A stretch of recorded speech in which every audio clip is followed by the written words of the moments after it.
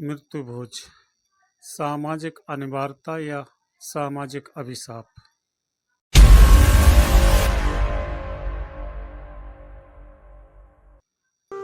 गरीब और बुजुर्ग माता पिता का एक जवान बेटा जो अपनी 19 साल की बहन, अपनी पत्नी सहित 3 बच्चे, जिनमें 2 बेटियां 14 साल और 11 साल के साथ एक मात्र बेटा 8 साल के साथ मेहनत मजदूरी करके सुखी जीवन व्यतीत करता है। जल्द ही बहन की शादी करने की चिंता के साथ तैयारी, बुजुर्ग माता पिता की देखभाल एवं दवा खाना आदि की जिम्मेदारी, बच्चों की शिक्षा और लालन पालन के साथ उनके भविष्य को लेकर फिक्रमंद, लगभग जीवन के इसी संघर्षों के बीच छोटी मोटी खेती के साथ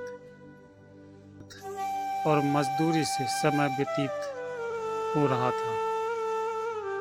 एक मनहूस दिन रोज की तरह परिवार की तमाम जिम्मेदारियों के लिए वह जवान बुजुर्ग माता पिता का बेटा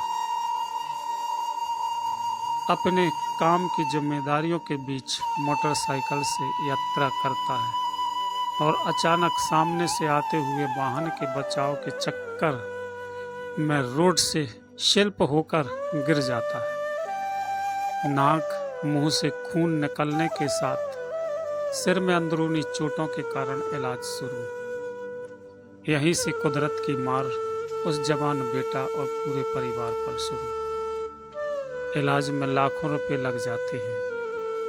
दुर्घटना में बीमार पड़ जाने की वजह से घर की दैनिक आमदनी पर जहां विराम लग जाता है, वहीं घर की जमा पूंजी जेवरात परिवार के मुखिया को स्वस्थ करने के चक्कर में बेच जाता है।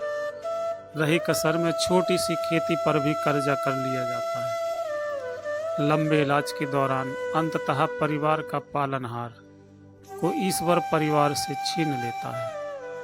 परिवार पूरी तरह से टूट गया, लेकिन सामाजिक रीति रिवाज के बीच नजदीकी रिश्तेदारों एवं समाज के डर से 13वीं यानी मृत्यु भोज का कार्यक्रम रखा जाता है। तमाम जन समुदायों को बुलाकर 13वीं के चक्कर में बची हुई खेती पर फिर कर्जा लिया जाता है। लगभग 50-60 हजार रुपये गंगा जली 13वीं के चक्कर में खर्चा करवा देना सामाजिक अनिवार्यता या सामाजिक अभिशाप। जिसके घर में बुजुर्ग माता पिता, शादी के लिए बहन, बच्चों का भविष्य, सभी कुछ चौपट हो गया, उस परिवार से गंगा पूजन और 13वीं मृत्यु भोज के नाम पर 50-60 हजार रुपये खर्चा करवाना क्या समाज की समझदारी है? जिस आंगन में पुत्र शोक से बिलख रही हो माता, वहां पहुंचकर स्वाद जीभ को तुमको कैसे भाता।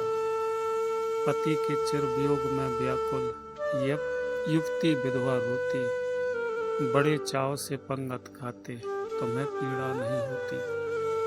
मरने वालों के प्रति अपना सद्व्यवहार निभाओ, धर्म यही कहता है बंधु, मृतक भोज मत खाओ। यह काल्पनिक नहीं, मेरे बीच के रिश्तेदार की जीवंत कहानी है। मृत्यु भोज समाज की अनिवार्यता नहीं, सत्य घटना पर आधारित इस कहानी ने अगर आपको थोड़ा सा भी झंझोरा हो तो मृत्यु भोज जैसी कुप्रथा पर प्रतिबंध लगाने की पहल शुरू होनी चाहिए।